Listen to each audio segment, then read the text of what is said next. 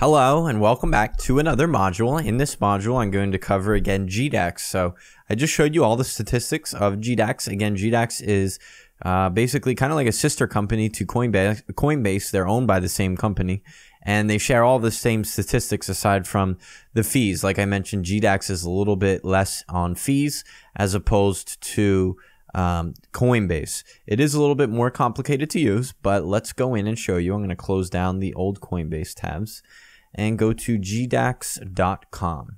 So let me show you guys how to actually sign up. Like I said, the first time, go to sign in and you'll have to complete your account. It will be linked to your Coinbase account. What I'm going to do is just quickly enter in all of my information and then I'll fast forward the video. So enter in all this information and then when you're done, hit next. All right, so once you are logged in and actually have an account signed up, this is what it looks like. So it's not quite as intuitive or friendly as what's it called, Coinbase. And let me just cover some of the information here on the screen. So on the left hand side, you have the place where you're actually going to place your orders. Up at the top, you have the different markets. So you can basically, there's 9 trading pairs, like I mentioned. You can take a look at each of the 9 here. There is the order book here, which is very similar in the traditional world, traditional stock markets, where you have an order book. There's a buy and a sell book for orders that are being placed, and this is constantly moving. And typically, the ask price is just above what the sell price is. And if there is ever basically a match for these two, then that order gets basically completed, and then there is a disparity in the ask and the sell and buy price here. So up here is a sell, this is the buy. Anytime these numbers meet, an order is placed or an order takes place. Over here, you have the chart. You can chart it in, different increments, 1 day, 6 hour, 1 hour, etc. You can chart it with candles. You can use lines if you prefer lines. Overlays. There is a limited number of features here as charting goes. I'm actually going to be covering how to use a couple of tools and programs that are very specific for charting in some future courses, or I'm sorry, in the future videos of this course. So look out for them. I wouldn't use any of these tools really to chart and analyze tools a whole lot when it comes to, well, charting. This here is the order book. So this is something that you do not get displayed over on Coinbase. You can see the sell and buy wall displayed graphically. This is just a graphical representation of all this information here displayed on the left. You can actually see buy and sell walls, and I will cover exactly how buy and sell walls, or I cover them already in a separate video, but you can see the buy and sell walls constantly moving, as again, this is a real-time representation of this information over here. Over on the right, you can see trade history of all trades made prior. You can scroll through it and take a look. And that pretty much covers it. You have, of course, your account information up here, which you can go in and edit at any time. Additionally, your 2FA will be the same 2FA that you assigned to your Coinbase account here. So if you are looking to add a second layer of security to your account, this will be referencing and using your 2FA that you have linked over on Coinbase. Here on GDAX, let me go over the most important part, really, the buy and sell tabs here on the left. So when you actually want to purchase money through this and you don't want to use Coinbase, you'll have to transfer some money to the exchange. So you'll do that by going over to the right-hand side and going to accounts. You will have over here on the left a bunch of different options to withdraw or deposit money to. You'll have your Ethereum account, your Litecoin account, BTC account, and since I'm in the US, it says US dollars, or yours may say euros, but you can basically deposit money to it by clicking the down arrow.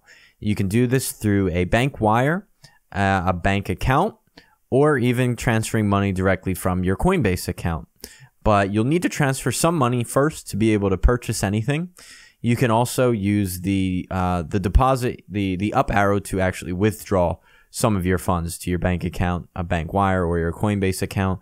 Same thing with Litecoin. You can withdraw from here and send it to another Litecoin wallet or destination. You could just type in the amount of Litecoin that you want to send. Same thing with Bitcoin, as well as your Ethereum account. You can do that, like I said, with any number of them. So if you want to buy, once you have money in your account, you'll come out here again to the front and actually type in, I'm in the Litecoin USD market, but you can go to whichever one you want. I'll go to Bitcoin USD and just type in the flat out amount that you want. You could type in $1,000 or 1,000 euros, and it'll place that order and give you the equivalent Bitcoin or Ethereum or Litecoin, whatever you purchase.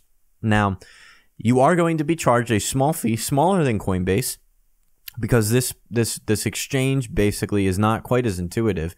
You will be charged 0.1 to 0.25% based upon the size of your order. Now, if you want to avoid that fee altogether, you can come to this limit tab here and basically buy directly off the order book. Now, you will avoid fees by doing this, but what you have to do is basically buy directly from this order book. So the red here is people that are selling. The red is people that are actually purchasing. They are asking what price they would like to purchase at. And the green is sellers. So you could buy from the green.